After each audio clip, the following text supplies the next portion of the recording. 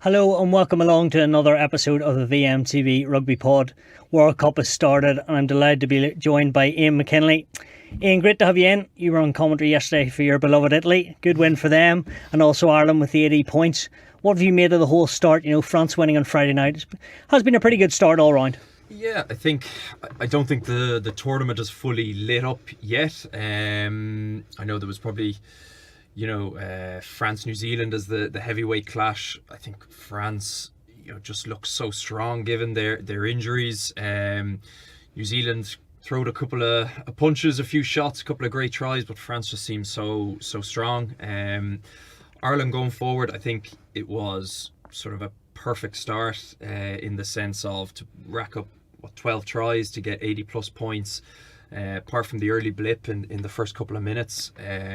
But I think no injuries, found their rhythm, stuck to what they're good at. And I think for people watching at home as well, to play in those conditions are extremely difficult. Now, I had the fortunate opportunity to play in higher temperatures over in Italy, and when you're playing those pre-season games in particular, I know now we're at the World Cup stage, but particularly in August time, it can just sap the whole energy off you. It can make the ball incredibly slippy, so almost simulating playing in wet conditions. So I think they'll be extremely happy. I think you saw Andy Farrell at the end of the game. He was just thrilled that so many players got through.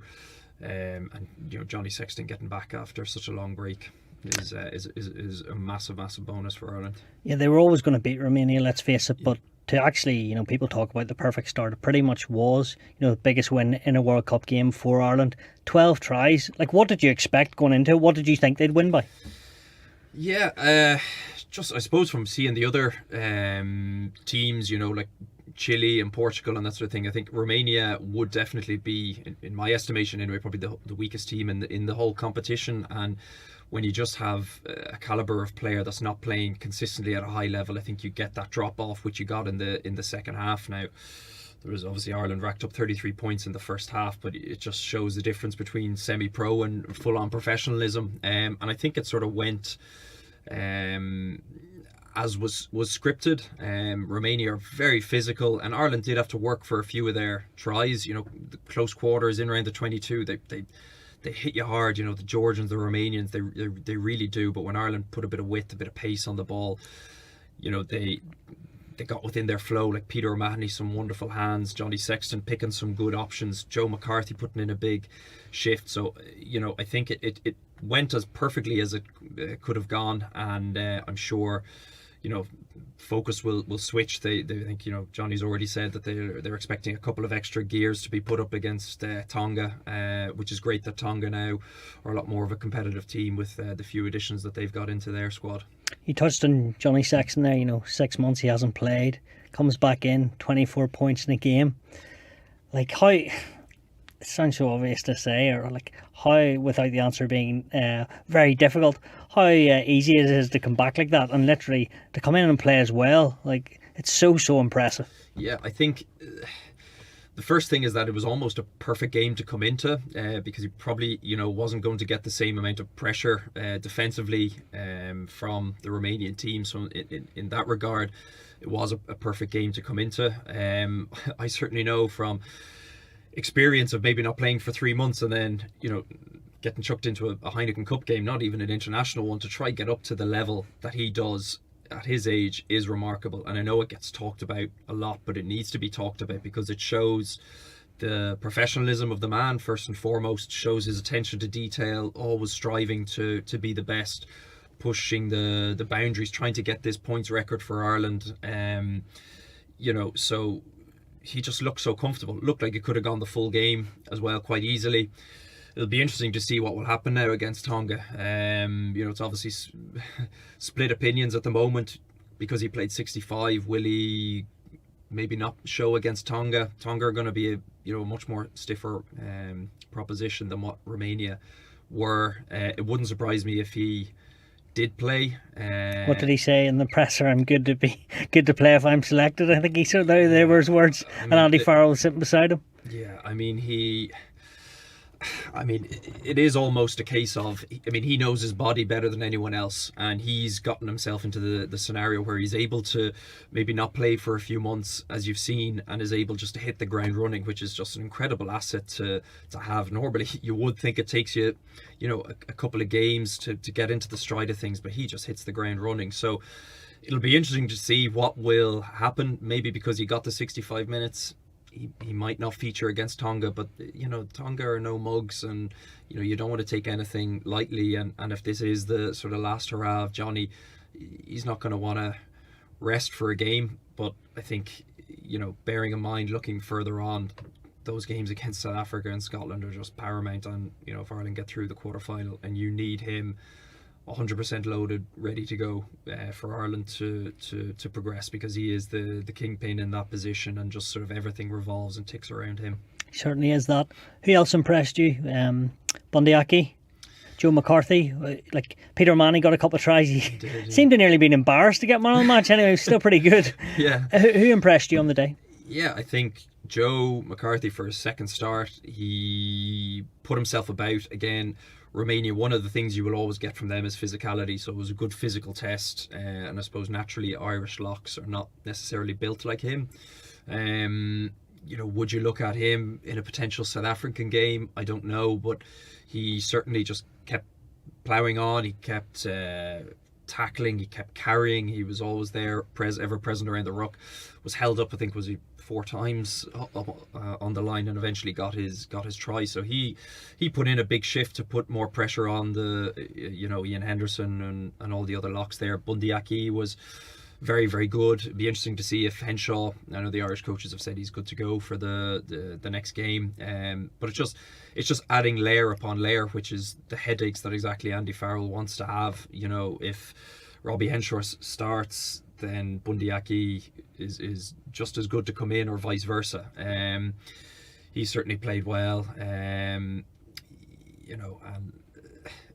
what is just still so impressive is that they just seem to be building nicely, and it's always tricky in that sort of first game, isn't it, to try and find your rhythm, because if they only won by 20-30 points, everyone would be like, are they a wee bit rusty, particularly after the game against Samoa? Do you know what I mean? Like, how does that sort of work? But they certainly put those issues to bed, if there were any, which there weren't. Yeah, you're sort of damned if you do or damned if you don't, almost. But no, I mean, they just put in such a professional performance, and that is just a really impressive thing that Andy Farrell has managed to construct in the last couple of years, is that the strength of depth, which in the previous 2 World Cup cycles you would say in key positions. Now, I know there are some players that are just world beaters and exceptional players, but you just feel with this Irish team that they're just a lot more comfortable in that space, that if something were to happen, that they're able to deal with it. And you spoke on Bundyaki and Henshaw. Who would be, I know it's a few weeks away if everyone's fit, quarter-final time, who's your 12 and 13? Yeah, well, Ringrose is obviously there as your standout 13.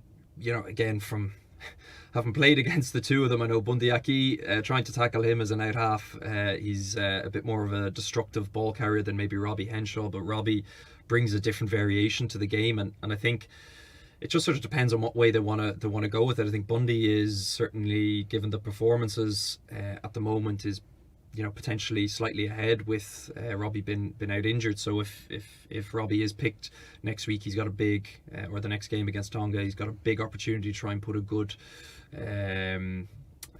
his best foot forward. But I mean, Robbie in particular over the last few years has just been solid as a rock, and that's something that will always stick in Andy Farrell's mind as well. So for me, it is too tight to call at the moment. I think it just sort of depends on how the team is feeling, who's if there's any sense of a niggle or anything, were they going to risk that? You're going to want to go for the person that's 100% ready to go, and that's the luxurious position that they're in.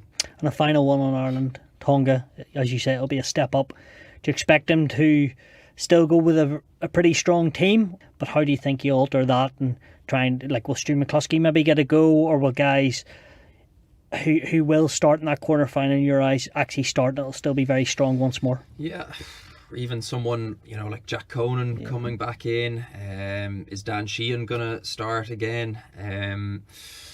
It's for me, I mean, it's a it is a condensed program, of course. It's a World Cup, but you need to get points on the board. You need to win, and the games have fallen favourably for Ireland, I think, in that way, in terms of building up to the intensity of what the South African game will be. So I'm sure there will be a few changes. I'm not sure if there'll be multiple ones, because at the end of the day, it's a World Cup game, and you do not want to get yourself into a sticky scenario where, as you said, you beat Tonga maybe by 10-15 points and there's more question marks than not. You want to just literally get through a clean bill of health, because they are just going to be ultra physical like they always are.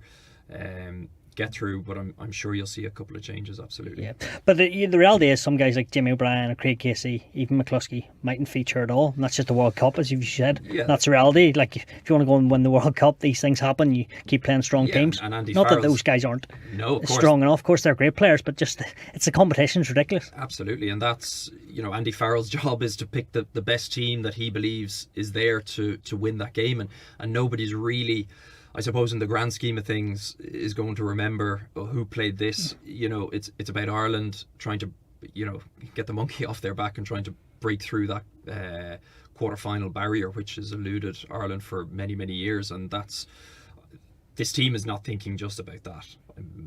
You can be guaranteed that they've got higher aspirations, but that will, you just take every test game as it comes, and Tonga will pose different threats, and you saw it with Samoa, with a couple of the additions that they have had through this new ruling. They're a different outfit, and Tonga are definitely nothing to be totally feared by, of course, but definitely a lot more respected. You touch on Andy Farrell and the job of winning every game. You literally, every time you listen to him, it's not even looking at the quarterfinals. It's like the next opposition we're going to beat, and we're going to try and beat them well. That's how he seems to look at it. Yeah, I'm sure, of course, in the background there's going to be a plan on how much certain players play and everything like that. But it probably does sound a bit boring for the fans listening to interviews. But you literally cannot look too far beyond what you've got in front of you, because if you do, you can become very much unstuck. What about the other games yesterday? Quickly, just England getting over the line against Argentina. Now, they actually did it very well. Argentina, fair to say, were pretty poor.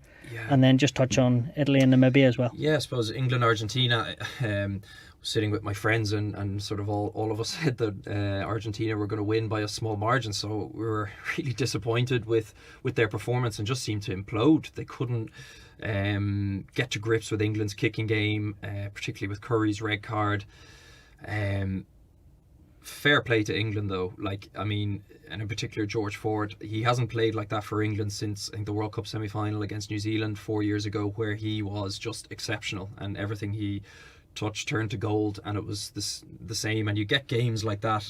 Now, I never scored 27 points in an international test match, but when you're getting into the groove and everything just feels right. And I mean, particularly those first two drop kicks, were just leadership, and guys can get behind him, and has certainly laid down a marker and a massive headache now for whenever Farrell does come back in, what way that's going to be done. It's not the prettiest to watch, absolutely, but is that the best way England are going to get through? Probably. Did the red card maybe accelerate that process? Probably, but they did it very well. They know how to do that, and Argentina couldn't cope. Such a good point on Ford. He's had his injury troubles, but shows the class of his man, and one of them's from the halfway line and just seems to marshal everything last night. Yeah, he's definitely someone that I'm sure, I don't wouldn't know him personally, but only just playing against him and that sort of thing. But he definitely just seems someone that will go into coaching. He has a good philosophy on the game and good understanding, and you can just see him being people talk about being a coach on the pitch, even though you're a player, and he sort of has the respect of the players doing that. And as you said, he's had a tough time himself, so to come out of it and put in a performance like that, so commanding, I mean, it shows. I mean, Marcus Smith only came on with 8 minutes to go. If the team is struggling, you bring on your out half at around the 55-60 minute mark. So he just had a fantastic game.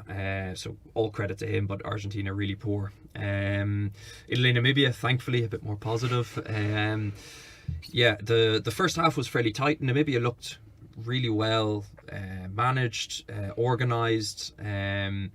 Couple of new players that came in. Swanepoel, who's an out half, really controlled the game nicely for them. But again, it's sort of when you're playing at a semi-professional level, just sort of wilting towards the end of the game, and Italy scored 7 tries. I think the same what they did 4 years previously in the opening game. From a Italian point of view, just once you get the ball into Capozzo and Montioane's hands, it's just a different team. Now, they probably looked at trying to tie in the Namibian defence a bit more before spreading the ball, but once they spread it, they just looked a lot more dangerous. And of course, it's a mammoth task. You're playing France and New Zealand, toughest draw that you could get, but the games have fallen nicely for them. They've got Uruguay next, who are not to be overlooked as well. They had their own famous victory against Fiji 4 years ago. They've a couple of outstanding players in the top 14, and knowing Kieran Crowley, the Italian head coach, much like Andy Farrell, he'll just look at this next game. But they're sitting comfortable. I didn't quite hit the sort of maybe the heights of some of their attack in the Six Nations, but they're just bubbling along nicely. And finally, your predictions for the quarterfinals, just in case we don't have you back for a couple of weeks in.